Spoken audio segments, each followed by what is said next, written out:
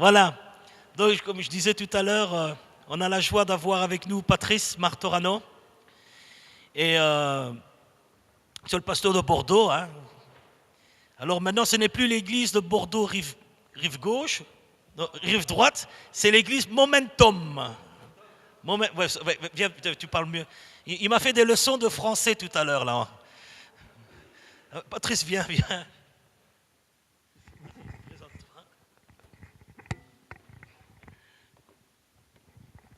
Bonsoir à tous. Je commence bien. Ça va. C'est par terre, ça ira pas plus bas. Bonsoir. Je suis content d'être là avec vous ce soir.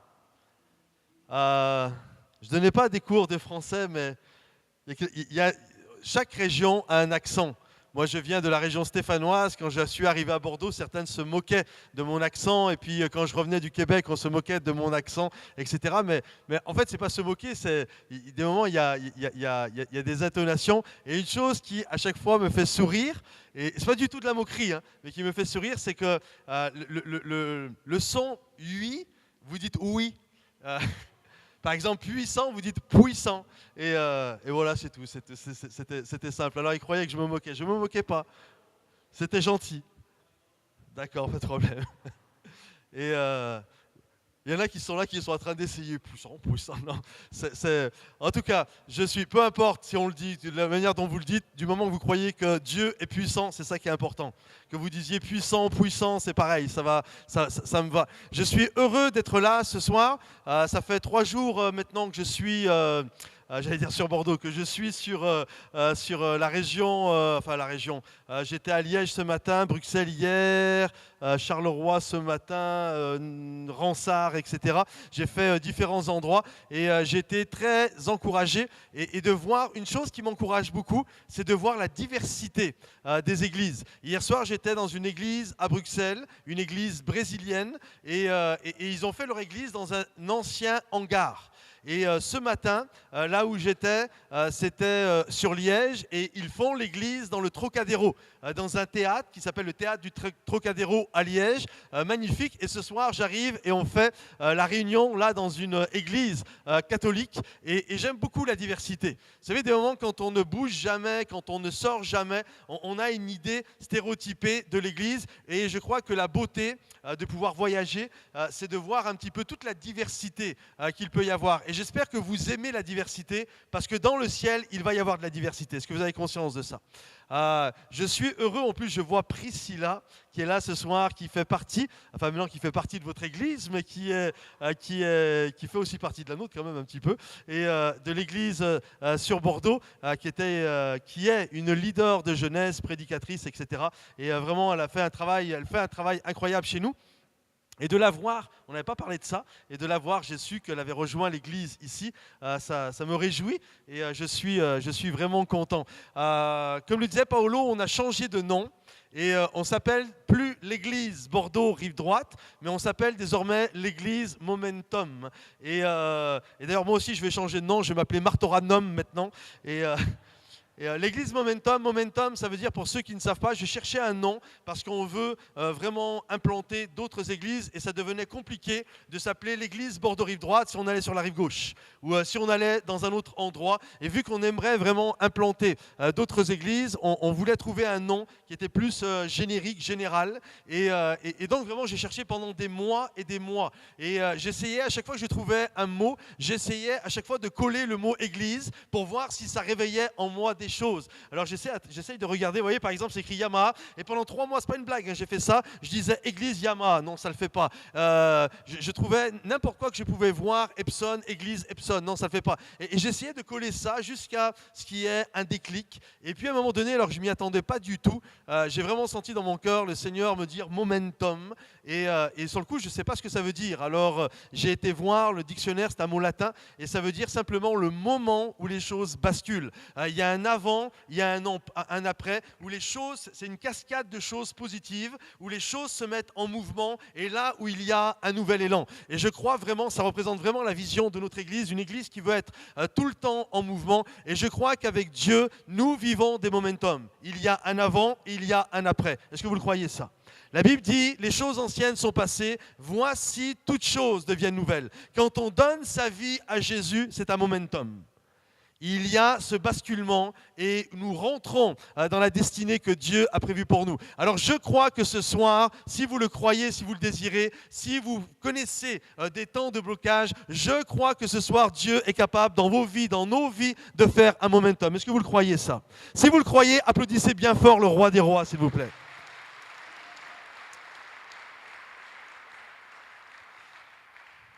Je crois vraiment que notre Dieu est capable. Vous savez, j'aime beaucoup applaudir le Seigneur au début. Vous savez pourquoi? Il y a quelques jours en arrière, j'étais voir un match de foot, Bordeaux qui jouait contre une autre équipe, Marseille. Et souvent, quand on voit du sport ou on voit un acteur, souvent on est obligé d'attendre la fin pour les remercier en les applaudissant parce qu'on n'est pas sûr qu'ils vont être capables de livrer la marchandise. Mais ce qu'il y a d'incroyable avec Jésus, c'est que dès les débuts, on peut l'applaudir parce qu'on sait que lui va être capable de répondre à nos besoins. Est-ce que vous le croyez? Et j'aimerais ce soir vous encourager à travers un message qui pour moi est quelque chose d'extrêmement important. Croyez-vous que Dieu veuille bénir votre Église? Est-ce que vous le croyez? Est-ce que vous croyez que vous êtes déjà bénis?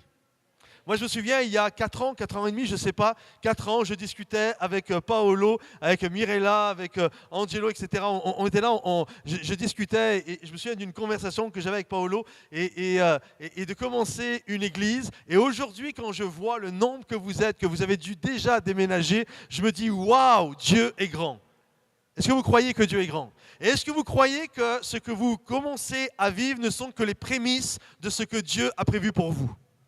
Moi, je le crois de tout mon cœur. Vous savez, c'est extrêmement important ce que vous croyez. Parce que la croyance que vous avez dans les décisions qui vont se tenir devant vous va vous propulser dans une destinée, littéralement dans un endroit ou dans un autre endroit. L'importance de ce que nous croyons est quelque chose de complètement capital. Vous savez, souvent, écoutez bien, souvent nous croyons que nous sommes, les gens, la plupart pensent ça, que nous sommes la conséquence de ce que nous faisons comme choix. Par exemple, vous dites, pasteur, moi je suis la conséquence de mes choix. Je me suis marié avec telle femme, avec tel mari, j'ai fait telle carrière professionnelle, j'ai passé tel diplôme, etc.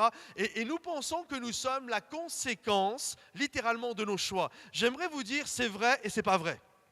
Pourquoi je dis c'est vrai et c'est pas vrai? Parce que ça laisse sous-entendre que nos choix sont des causes qui ont des conséquences. Et j'aimerais vous dire, vos choix ne sont pas des causes. Vos choix ne sont eux-mêmes que des conséquences. Les conséquences de quoi? Les conséquences de ce que vous croyez.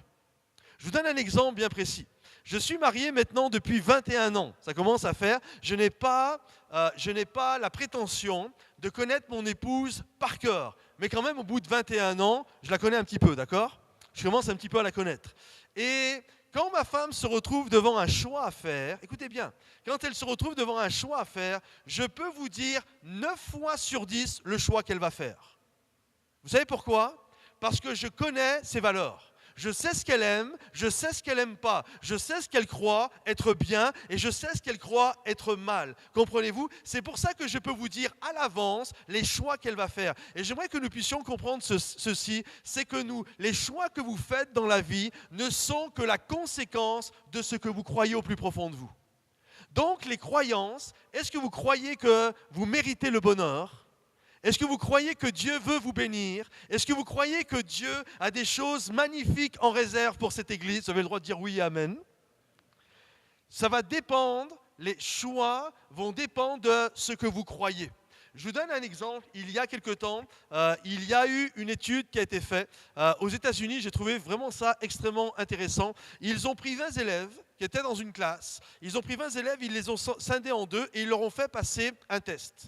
Et ils ont classé les étudiants du plus intelligent à celui qui était le moins intelligent. Le moins intelligent, on se débrouillait quand même bien, mais ils leur ont fait passer un test comme ça. Et puis ensuite, ils ont pris les 10 meilleurs, ils les ont mis dans une classe. Et puis ensuite, ils ont pris les 10 suivants, ils les ont mis dans une autre classe. Ensuite, ils ont demandé... ils ont pris des professeurs et ils ont fait croire aux professeurs qu'en fait, ils ont dit aux 10 meilleurs que c'était les 10 moins bons et ils ont dit aux 10 moins bons que c'était les 10 meilleurs. Et ils ont dit aux professeurs la même chose. Ils ont dit aux professeurs, vous voyez, les 10 qui sont devant vous, eh ben, en fait, c'est les moins bons. En fait, c'était les meilleurs. Et pareil en disant, eux, c'est les moins bons et en fait, eux, c'était les meilleurs. À votre avis, au bout de 3 mois, qu'est-ce qui s'est passé? Au bout d'un trimestre, qu'est-ce qui s'est passé? Ceux qui étaient considérés... Ceux qui pensaient qu'ils étaient les moins bons alors qu'ils étaient les plus intelligents, ceux qui pensaient qu'ils étaient les moins bons parce qu'ils ont cru qu'ils étaient les meilleurs ont obtenu des meilleurs résultats. Et ceux qui étaient les meilleurs intellectuellement, et parce qu'ils croyaient qu'ils étaient les moins bons, ont obtenu des moins bons résultats. Ils ont vu leur moyenne complètement chuter. Comprenez-vous la puissance et l'importance d'une croyance? Alors ce soir, j'aimerais vous encourager à avoir les bonnes croyances. Parce que si vous avez les bonnes croyances, vous allez accomplir des choses incroyables dans votre vie. La Bible dit ceci, écoutez bien, la Bible dit ceci, il est comme les pensées de son âme. La Bible ne dit pas que vous êtes les conséquences de vos choix. La Bible dit, vous êtes comme ce que vous pensez au fond de vous. Si vous pensez que vous êtes nul, alors il y a de grandes choses que vous allez faire des choses, que vous allez accomplir des choses qui ne sont pas glorieuses. Comprenez-vous? Vous êtes le fruit de ce que vous croyez. Vous êtes la conséquence de ce que vous pensez. Et une croyance qui s'insinue en nous est capable de nous faire des choses juste hallucinantes. Il y a quelque temps en arrière, une douzaine d'années de ça en arrière, j'étais déjà pasteur, j'avais déjà fait mon école biblique, j'avais ma licence en théologie, etc. Et j'étais dans une maison en Bourgogne, dans une vieille maison. Une maison qui datait de plus de 1700. Et environ des années 1700. Et là, un jour, j'ai discuté avec un ami à moi, et mon ami me parle qu'il y a quelque temps en arrière, il avait dû aller dans une maison qui était une maison hantée, et qu'il a dû chasser des esprits parce qu'il y avait des démons dans cette maison. Et moi, j'écoute ça avec intérêt, ok, très bien, etc. Puis là, il m'explique, voilà, c'était une vieille maison, elle avait au moins 150 ans, cette maison, et puis il y a eu toutes sortes de trucs bizarres qui se sont faits dans cette maison, et puis voilà, c'est pour ça qu'il y a eu tous ces démons. Puis moi, j'écoutais ça, ok, très bien. Et puis le temps a passé, puis un jour, je suis couché, je suis dans ma chambre, et alors que je suis allongé, en train de dormir, d'un seul coup, dans le salon, j'entends un déplacement. J'entends un déplacement, puis d'un seul coup, j'entends que ça s'arrête et j'entends quelque chose qui gratte.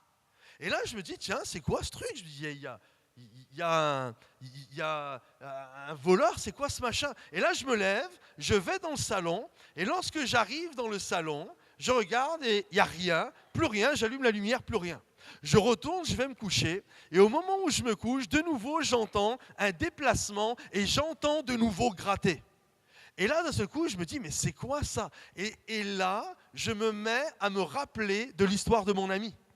Et je me dis, ouais, c'est vrai, ma maison, elle est quand même des années 1700. Il y a peut-être eu plein de gens bizarres qui ont habité là, qui ont fait des trucs de sorcellerie dans la maison. Et je commence à être inquiet. Et je me dis, là, purée, ça se trouve, il y a des démons, il y a des trucs bizarres dans cette vieille maison. Et là, je me lève en plein milieu de la nuit et je me retrouve dans le salon et je commence à chasser tous les démons de la terre. Et là, je me retourne me coucher, rien ne se passe, je retourne me coucher, et alors que je suis en train de dormir, d'un seul coup, j'entends de nouveau du déplacement, et j'entends de nouveau gratter. Je dis, c'est pas possible, ça commence à me stresser. Hein. Et là, je me lève et de nouveau, au nom de Jésus, et là, je commence à chasser tous les démons de la terre. Et ça dure pendant une semaine, je ne dors plus la nuit. Ça me stresse, ça m'angoisse, je ne dors plus. Et là, au bout d'une semaine, il y a ma femme, un jour, elle rentre de chez les courses, elle a fait les commissions, etc. Et là, elle sort de son gros paquet, elle sort une petite tapette à souris, elle me dit, tiens chérie, tu devrais essayer ça. Et là, je la regarde, je fais quand même, pour qui tu me prends? Je suis un homme de Dieu, je sais. Elle me dit, non, tu devrais essayer ça. Je prends la petite tapette à souris, en tout cas, c'est ma femme qui le prend parce que je n'ai pas voulu le faire, et elle met ça dans le salon. Et la nuit, alors qu'on était en train de dormir, d'un seul coup, j'entends de nouveau un déplacement. Et alors que j'entends le déplacement, j'attends que maintenant ça gratte. J'entends le déplacement, et puis d'un seul coup, j'entends paf. Et là, je me lève. Et lorsque j'arrive dans le salon, je m'aperçois que le démon que je chassais toutes les nuits, c'était une petite souris champêtre de 3 centimètres. Comprenez-vous? La puissance d'une croyance. La puissance d'une croyance est capable de lever un homme de 80 kilos, qui a sa licence en théologie, qui est pasteur, etc., à se retrouver dans un salon, à chasser tous les démons de la terre, alors qu'en fait, en face de moi, j'ai une petite souris de 3 centimètres. Comprenez-vous la puissance d'une croyance? La croyance est capable de vous amener à avoir une attitude. Et j'aimerais vraiment que nous puissions réaliser ce soir cette notion d'avoir une attitude de vainqueur par rapport aux croyances que nous avons. Et premièrement, j'aimerais que nous puissions comprendre que notre confiance en Dieu doit être plus grande. Vous savez, le mot confiance, foi et croyance, c'est le même mot. Donc notre croyance, notre confiance, notre foi en Dieu doit être plus grande que la crise que nous traversons. Vous savez, la Bible est claire, il va pleuvoir sur tout le monde. Est-ce que vous avez déjà remarqué? Vous savez, tout à l'heure, il pleuvait. Est-ce qu'il a plu juste sur ceux qui n'étaient pas gentils? Non? Quand il pleut sur tout le monde. On est d'accord avec ça? Et quand il fait beau, est-ce que le soleil se lève uniquement sur les gens qui sont justes? Non. Quand le soleil se lève, il se lève sur les justes et les injustes. Et quand il pleut sur les bons comme sur les méchants. Comprenez-vous? Ça veut dire quoi? Ça veut dire qu'on a beau être chrétien, on a beau aimer le Seigneur, on a beau faire des bonnes actions, dans la vie, nous allons connaître des temps difficiles. C'est comme ça, c'est la vie, et on doit composer avec. Maintenant, comprenez ceci. Suivant la croyance que j'ai, suivant si je crois que Dieu est plus grand que ma crise, ou si ma crise est plus grande que Dieu, alors suivant là où je place ma croyance, ça va faire en sorte que je vais développer une attitude qui va me conduire à faire tel ou tel choix dans ma vie. Je vous donne un exemple. Si je suis avec mon épouse et on passe un temps difficile, okay? Il y a une épreuve dans notre couple, on passe par un temps complètement fou, c'est difficile, on se dispute et puis c'est pas génial et on vit vraiment un gros problème de couple. Okay? Si je crois que la crise avec ma femme que nous traversons est plus grande que Dieu, vous savez ce qui va se passer? On va jeter l'éponge et on va finir par divorcer.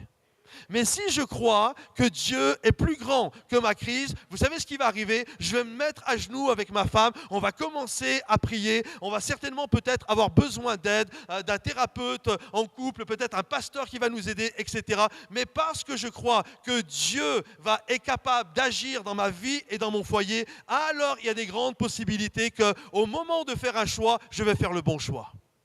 Comprenez-vous? Ce que vous croyez va déterminer les choix que vous allez faire. Si vous avez monté une entreprise et que votre entreprise connaît un temps difficile au niveau économique, si vous croyez que cette entreprise vient de Dieu et que Dieu est avec vous, alors quand vous allez passer par un temps difficile, plutôt que de mettre la clé sous la porte, vous allez dire le Seigneur est avec nous, on va commencer à prier, on va chercher la stratégie qui vient de Dieu et on va faire le choix de continuer. Comprenez-vous? Ce que vous croyez, si tu crois que Dieu est plus grand que ta crise, tu vas aller de l'avant, tu vas faire les bons choix. Mais si tu crois que ta crise est plus grande que Dieu, alors il y a de grandes probabilités pour que tu arrêtes d'avancer et tu vas faire des mauvais choix. J'aimerais vous poser cette question. Quel est le héros des animaux? Aidez-moi. Qui est le héros des animaux? Le lion? Vous êtes sûr, c'est la Bible qui dit ça ou c'est Walt Disney?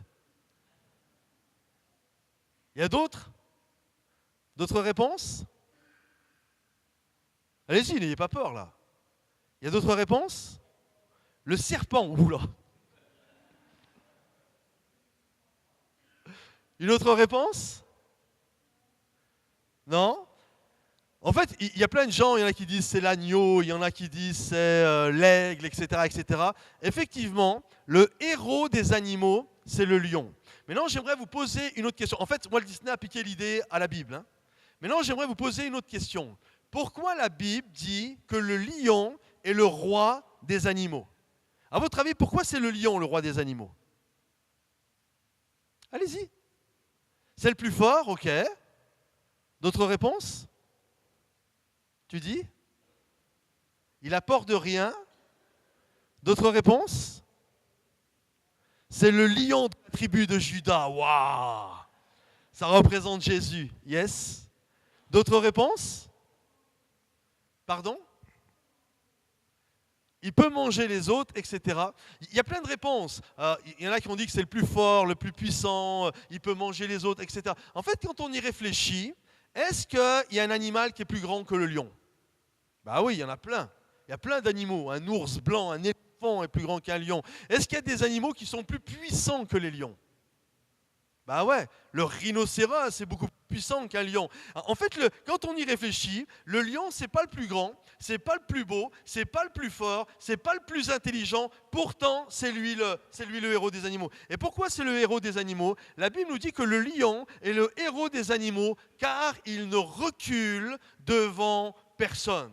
Comprenez-vous? Et le mot héros en hébreu, parce que c'est un passage de l'Ancien Testament, c'est écrit en hébreu, le mot héros, ça veut dire il a une bravoure, il se sent animé d'une force en lui qui fait que devant ses adversaires, il ne recule pas et il va de l'avant. Vous comprenez? C'est pour ça que c'est lui le héros. C'est pas le plus grand, c'est pas le plus beau, c'est pas le plus fort, c'est pas le plus rusé, c'est pas le plus ceci ou cela, mais c'est lui le héros. Regarde ton voisin et dis-lui, même si tu n'es pas le plus grand, le plus beau, le plus fort et le plus intelligent, il y a de l'espoir pour toi. Dis-lui, il y a de l'espoir pour toi. Dis à ton voisin, même si tu n'es pas le plus intelligent, il y a de l'espoir pour toi.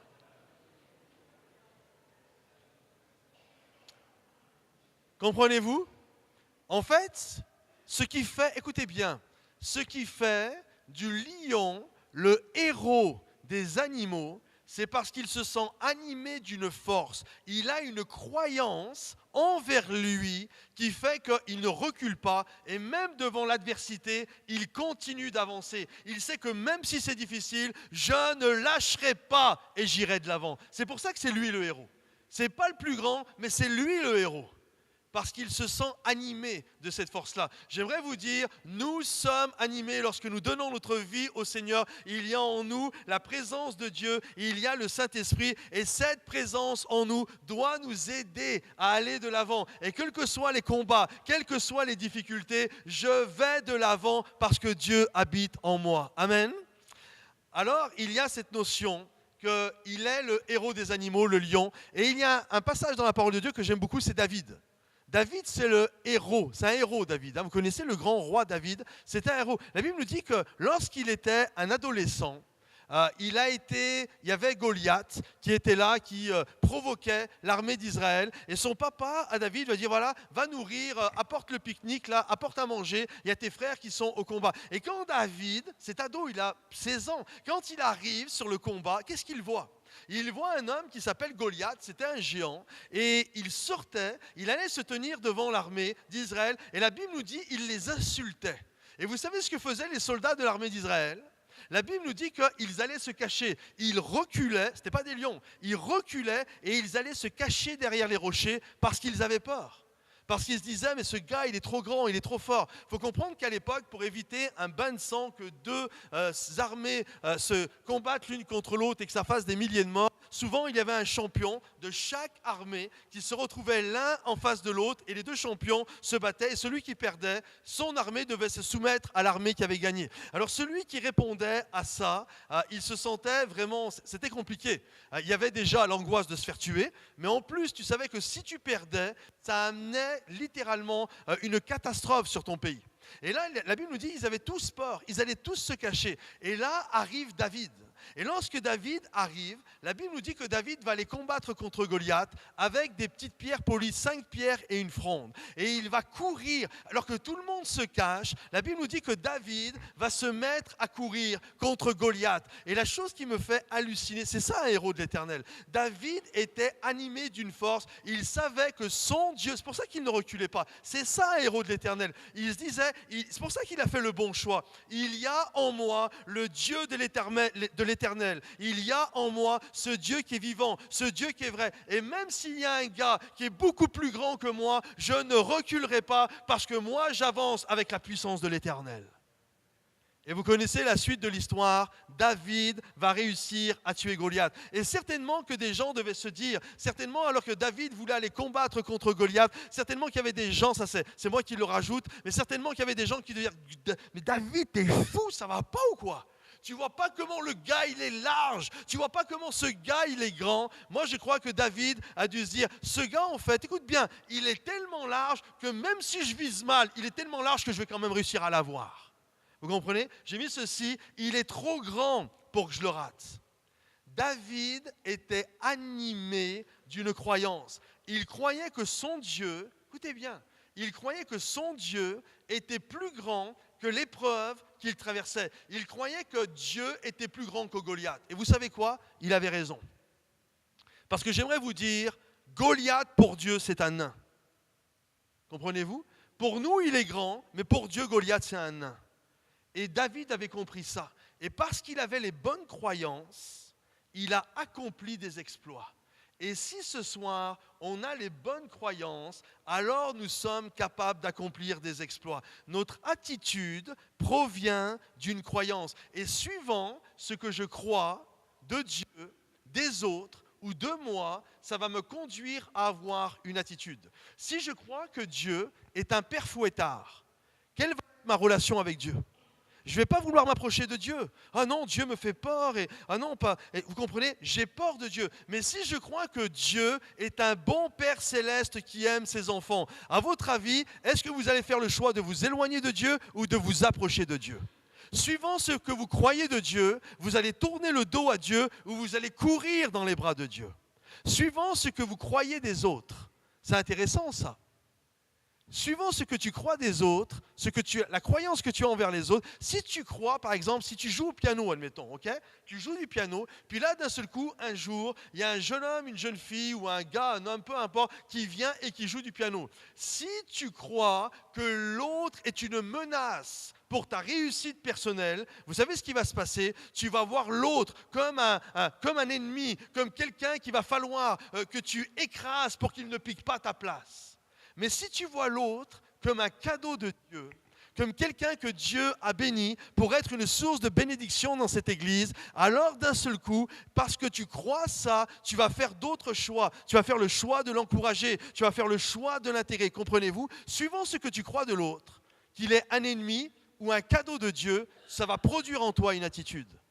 Suivant ce que tu crois de toi, si tu crois que tu es nul et incapable, quand tu vas te retrouver devant des choix à faire dans ta vie, qu'est-ce que tu vas faire? Si tu crois que tu es nul, tu vas toujours faire le choix de retourner, d'aller dans une mauvaise direction, d'aller dans une direction qui va te rendre improductif, d'aller dans une direction qui va t'amener nulle part. Mais si tu crois que Dieu veut te bénir, si tu crois que tu mérites le bonheur, si tu crois que Dieu est avec toi, si tu crois que Dieu veut accomplir des choses incroyables dans ta vie, quand tu vas te retrouver devant un choix à faire, tu vas faire le choix d'accomplir des exploits pour Dieu.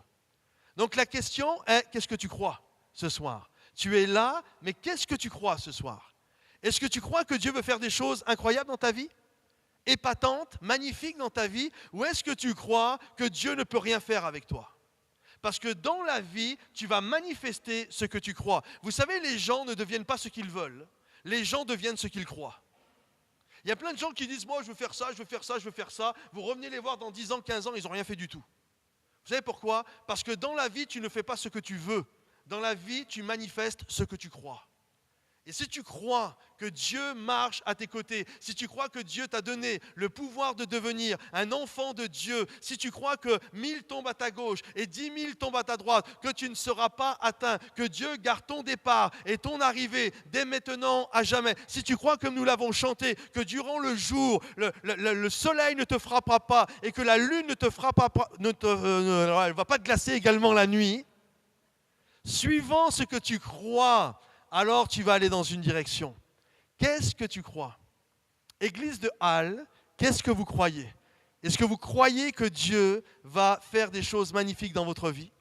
Le mot croyance, en grec, c'est le mot pistis. Et le mot pistis, en grec, c'est traduit par 3 choses, par croyance, par confiance ou par foi. Nous, dans notre Bible, en français, on a toujours, suivant le contexte, croyance, foi, confiance. Mais en fait, en grec, c'est toujours le même mot. C'est le mot pistis. Et vous connaissez peut-être cette histoire, un jour, il y a des aveugles qui vont voir Jésus. Et les 2 aveugles vont voir Jésus. Et lorsqu'ils vont voir Jésus, ils vont demander à Jésus la guérison. Forcément, c'est des aveugles, ils veulent être guéris. Seigneur, on veut être guéris. Vous savez ce que Jésus leur dit?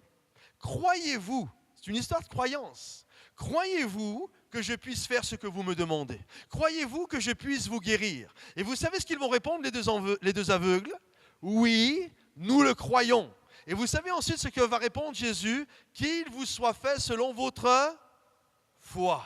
En d'autres termes, qu'il vous soit fait selon votre pistis, qu'il vous soit fait selon votre croyance. Comprenez-vous? Je veux vivre ça. Est-ce que tu crois que tu peux le vivre? Oui, je crois que je peux le vivre, alors qu'il te soit fait selon ta croyance. Je répète, dans la vie, tu ne vas pas avoir ce que tu veux. Dans la vie, tu vas avoir ce que tu crois. Et si tu crois que Dieu marche à tes côtés et qu'il va t'aider à remporter les batailles, alors tu vas aller de l'avant. La Bible est claire, ainsi la foi vient de ce que l'on entend et ce qu'on entend vient de la parole de Dieu. Vous savez, on peut avoir toutes sortes de croyances. Mais mon papa m'a dit que j'étais nul. Mon prof, moi j'ai une prof, c'est pas une blague ce que je vous dis. Moi j'ai une prof, je me souviens quand j'étais gamin à l'école, elle m'a parié une bouteille de champagne que je n'aurais pas mon diplôme. Sympa la prof, hein, très encourageante. Je t'ai parié une bouteille de champagne, tu n'auras pas ton diplôme. Et j'ai eu mon diplôme quand même. Je ne me laissais pas atteindre par ce type de croyance. Je n'ai pas été chercher ma bouteille de champagne derrière. J'avais d'autres choses à faire. Mais il y a cette notion, qu'est-ce que tu crois? Qu'est-ce que tu crois? Est-ce que tu places, écoutez bien, est-ce que tu places ta foi, ton pistis? Est-ce que tu places ta croyance sur les paroles de mort que les autres te disent? Ou est-ce que tu places ta confiance dans ce que la Bible dit? Parce que si tu places ta confiance dans ce qu'enseigne la parole de Dieu, la Bible est claire, tu es une perle de grand prix. La Bible est claire que 1000 tombent à ta gauche et 10 000 tombent à ta droite, tu ne seras pas atteint. Aucune arme forgée contre toi ne pourra prospérer. Il gardera ton départ et ton arrivée. Il est l'ombre de ta main droite. Vous avez le droit de dire amen si vous voulez. Il est l'ombre de ta main droite et il marche à tes côtés. Qu'est-ce que tu crois? J'espère que vous êtes avec moi. Je ne veux pas placer ma foi et ma croyance dans ce que les gens disent de moi, dans les ragots et les rumeurs que les gens disent de moi, mais je place ma foi dans la parole de Dieu. Parce que quand je place ma foi dans la parole de Dieu, alors je connais de plus en plus mon Dieu. Et la Bible est claire, ceux qui connaissent leur Dieu feront des exploits. Amen. Il y a une femme, je ne sais pas si vous connaissez, qui s'appelle Oprah Winfrey. Vous avez déjà entendu parler de cette dame. Elle est considérée comme la femme, je prépare la vidéo dans quelques instants, pas tout de suite quand je te le dirai. Elle est considérée comme la femme la plus influente du monde.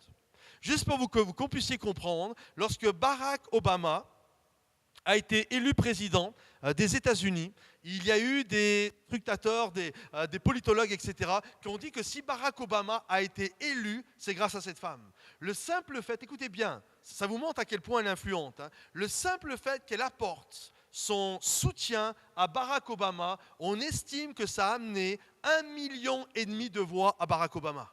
Comprenez-vous? Pourtant, cette femme qui a été élue par CNN et par Times Magazine comme la femme la plus influente du monde, on doit comprendre que cette femme, elle était pourtant mal partie. C'est une femme qui est née, c'est une femme noire, qui est née à une époque où Martin Luther King n'avait pas encore fait son célèbre discours « I have a dream ». Okay. Elle est née à une autre époque. Aujourd'hui, c'est une femme qui a à peu près 70 ans. Et lorsqu'elle est née dans un État du sud des États-Unis, où il y avait une ségrégation raciale hallucinante, où les Noirs n'avaient pas le droit de s'asseoir sur certains sièges dans les bus, où certains n'avaient pas le droit de rentrer dans les magasins, etc. Et donc, elle a grandi dans un État comme celui-ci. C'était une femme noire. C'était deux choses, hein. C'était une noire, donc c'était très difficile pour les noirs, mais en plus c'était une femme. À une époque où les femmes n'avaient même pas le droit de voter. Pour nous aujourd'hui, là, c'est tellement, on a l'impression que c'est il y a 2000 ans en arrière. Il n'y a pas longtemps, hein. C'était à peine il y a 50, 60 ans en arrière, ce que je vous parle. Et cette femme, elle est là et elle dit pourquoi, en plus lorsqu'elle était adolescente, elle a été violée. Donc vous imaginez le truc? État de l'Alabama, ségrégation raciale, une femme, une noire, et elle a été violée. On peut dire qu'elle n'a pas eu les bonnes cartes dès la naissance. On est d'accord avec ça? Et pourtant, elle est devenue la femme la plus influente du monde. Vous savez pourquoi? Elle raconte simplement qu'elle a eu le privilège d'aller à l'église et de se retrouver dans une école mixte où il y avait des noirs et des blancs. Et j'ai trouvé son témoignage par vidéo, c'est très intéressant, c'est pas long, ça dure 1 minute et demie. Si on peut mettre la vidéo, s'il te plaît. Ça va être sous-titré pour ceux qui ne comprennent pas l'anglais. You want, and most times in life you don't get what you Vous arrivez à want. lire?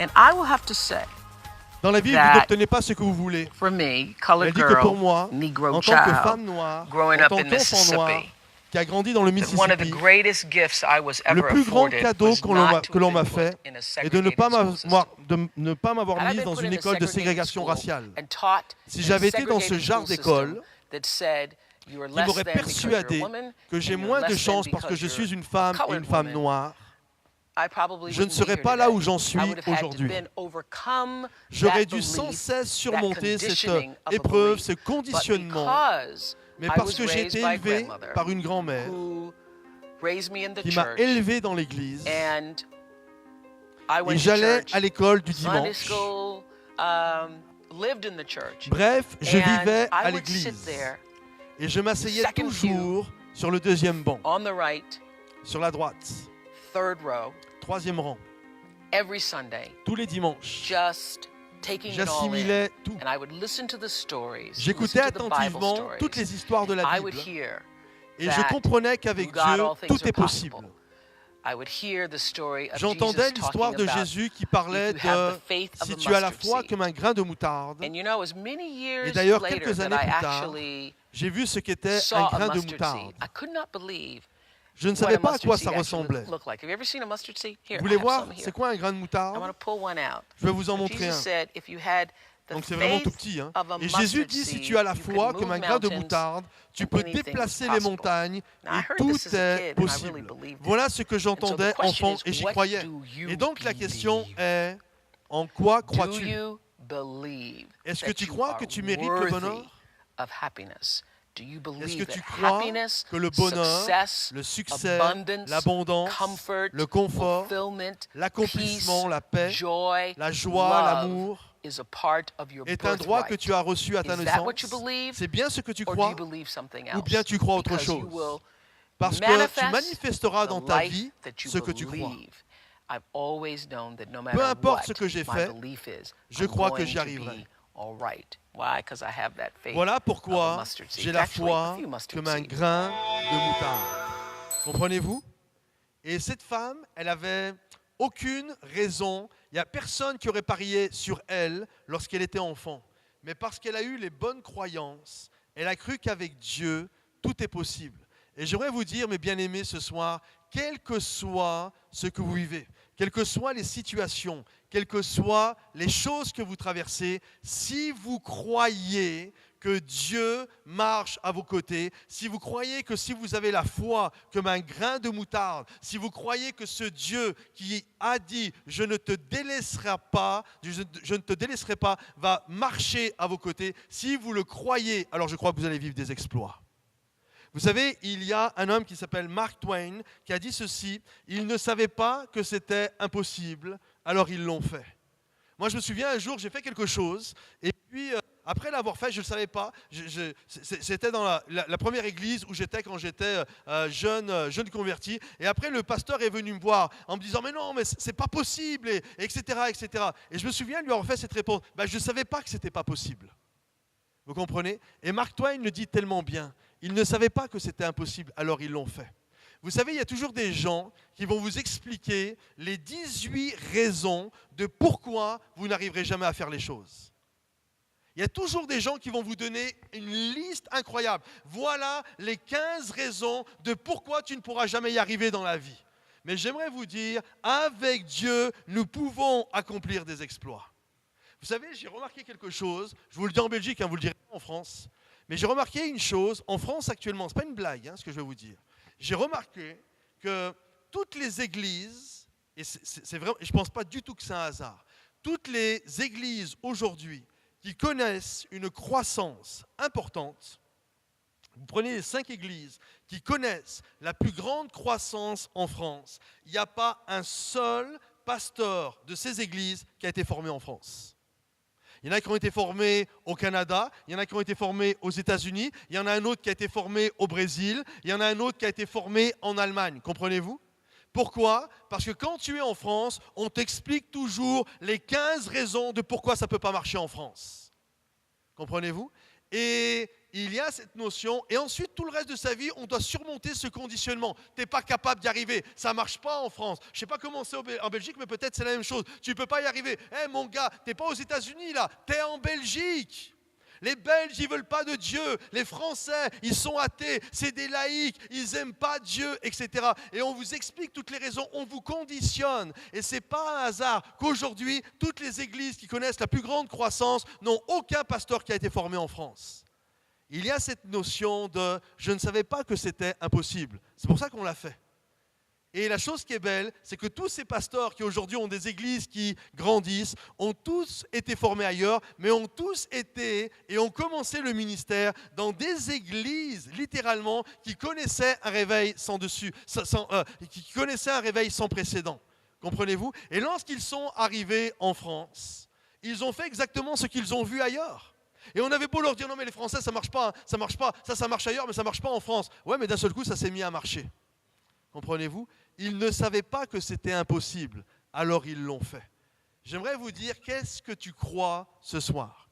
Est-ce que tu crois que Dieu est capable d'agir dans ta vie? Est-ce que tu crois, Paolo, que Dieu est capable d'agir en Belgique? Est-ce que vous le croyez? Est-ce que vous croyez que Dieu est capable de restaurer ta vie? Parce que si tu le crois, il y a des grandes probabilités pour que ça se passe. Parce que tu vas vivre ta vie en fonction de ce que tu crois. Et tu vas faire tes choix en fonction de ce que tu crois. Comprenez ceci, vous ne voyez pas avec vos yeux, mais vous voyez avec vos croyances. Comprenez-vous? On ne voit pas avec nos yeux, on voit avec ce que nous croyons. Croire, et je finirai avec cette pensée-là, croire au-delà de ce que vous voyez. J'aimerais juste vous montrer la puissance de la croyance et vous montrer ça à travers une histoire qui est tellement flagrante dans la Bible que ce n'est pas ce que nous voyons physiquement qui détermine les choses, mais c'est sur ce que nous croyons qui détermine les choses. Il y a une histoire dans la Bible, le peuple d'Israël, la Bible nous dit qu'à un moment donné, ils sont en Égypte. Okay? Écoutez bien, ils sont en Égypte et Dieu va les libérer. Ok, super, ils partent, la mer Rouge s'ouvre en deux, vous connaissez ces passages-là, même ceux qui ne sont pas familiers avec la Bible, on a vu les films, les dessins animés, ils connaissent les 10 plaies d'Égypte, la mer Rouge s'ouvre en deux, Moïse qui est là, et la Bible nous dit qu'ils vont ensuite tourner pendant 1 an dans le désert.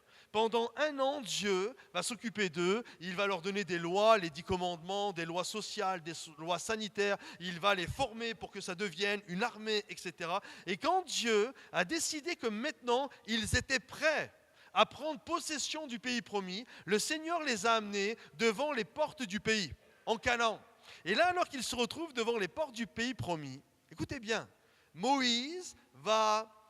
C'est Dieu qui lui a demandé de faire ça. Moïse va prendre 12 leaders, 12 responsables, un par tribu. Et il va prendre les 12 responsables et il va dire, voilà, je vais vous envoyer comme des espions et vous allez aller voir le pays que l'Éternel nous donne. Et vous allez revenir ensuite et vous allez me faire un rapport de ce que vous avez vu. Okay? Donc les 12 gars partent. On est d'accord pour dire qu'ils ont les mêmes yeux. Donc ils ont vu la même chose.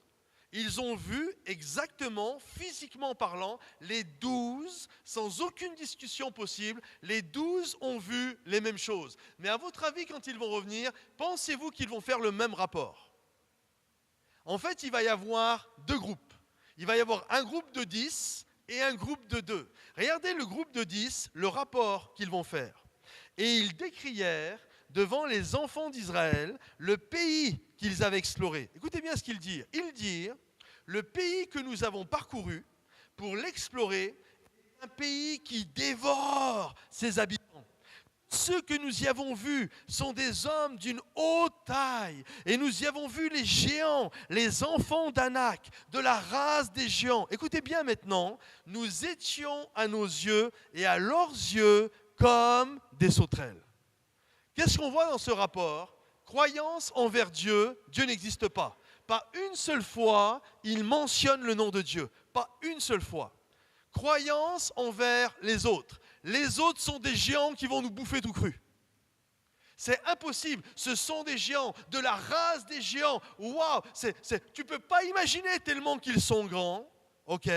Mais non, croyance envers eux-mêmes, nous sommes des petites sauterelles. On n'est pas capable d'y arriver. Regarde ton voisin et dis-lui, tu n'es pas une sauterelle. Vas-y, dis-lui, tu n'es pas une sauterelle. Tu n'es pas une sauterelle. Comprenez-vous? On n'est pas des sauterelles.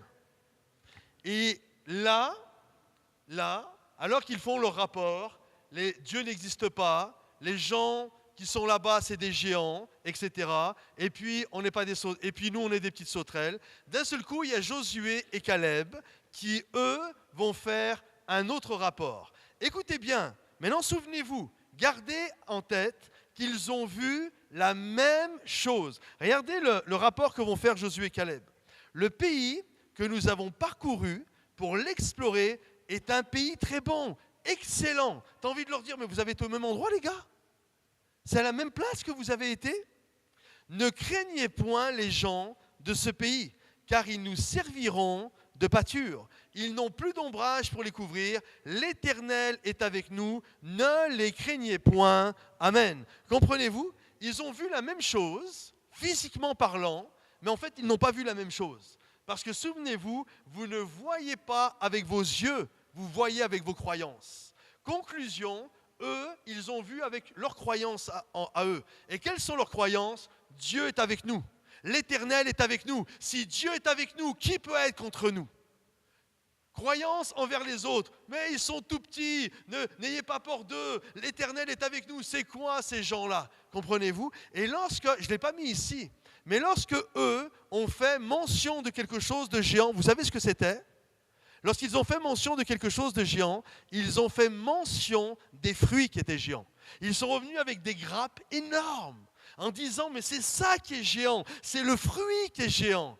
Alors que les autres avaient une mauvaise image d'eux, une mauvaise image des autres, une mauvaise image ou une image complètement inexistante de Dieu, alors eux, Josué et Caleb, avaient une bonne image. Croyez-vous que les pessimistes sont contagieux? Est-ce que vous croyez que les pessimistes sont contagieux? Malheureusement, les 10 qui ont fait un rapport pessimiste, les 10 là, ils ont commencé à mettre je ne sais pas comment dire ça, ils ont commencé à mettre le trouble au milieu de tout le peuple. Et à cause d'eux, écoutez bien, à cause d'eux, ils vont retourner dans le désert pendant 39 ans. Vous savez, des moments où on dit que Dieu les a fait tourner 40 ans dans le désert, que c'était le plan de Dieu. J'aimerais vous dire, le plan de Dieu n'a jamais été que les gens meurent dans le désert. Le plan de Dieu n'a jamais été qu'on passe 40 ans dans un désert. Le plan de Dieu, c'était une année, c'est tout.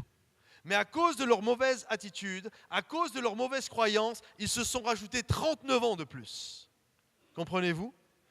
Et tous ceux qui avaient les mauvaises croyances, vous savez ce qui est arrivé? Ils sont tous morts dans le désert. Tous, ils ont tous fini par mourir.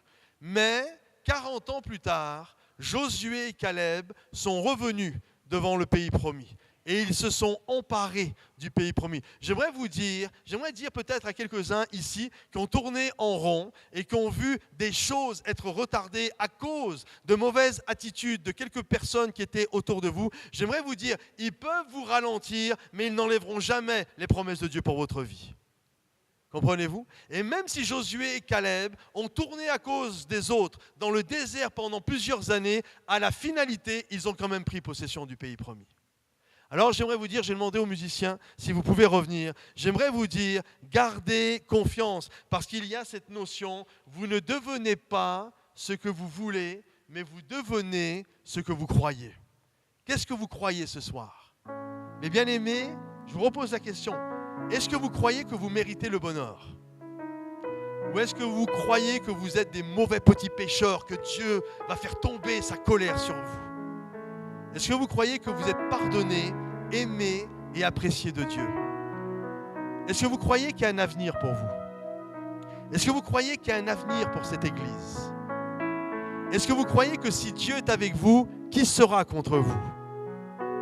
Est-ce que vous croyez que Dieu veut faire des exploits parmi vous? Parce que dans la vie, vous n'allez pas obtenir ce que vous voulez. Vous allez obtenir ce que vous croyez. Parce que la foi vient de ce que l'on entend. Et ce que l'on entend, j'espère que vous êtes avec moi, doit venir de la parole de Dieu. de cette parole qui nous dit qu'avec Dieu, on va faire des exploits. Que cette parole qui nous dit que jour après jour, notre Dieu marche à nos côtés. Est-ce qu'on peut se lever un instant? J'aimerais prier. Et j'aimerais demander à Dieu sa grâce et sa bénédiction. Seigneur notre Dieu, notre Roi, alors que nous sommes réunis ce soir devant toi, Seigneur, je prie, mon Dieu et mon Roi, que ta grâce se manifeste. Je prie, Seigneur mon Dieu, qu'alors que des gens peut-être qui passent par des épreuves ce soir, et peut-être qui croyaient que c'était terminé pour eux, qui allaient peut-être faire des mauvais choix, je prie, Seigneur mon Dieu, que ce soir, ils puissent, Seigneur mon Dieu, réaliser qu'avec Dieu, nous pouvons faire des exploits. Qu'ils puissent réaliser que Dieu les aime et que Dieu ne va pas les abandonner.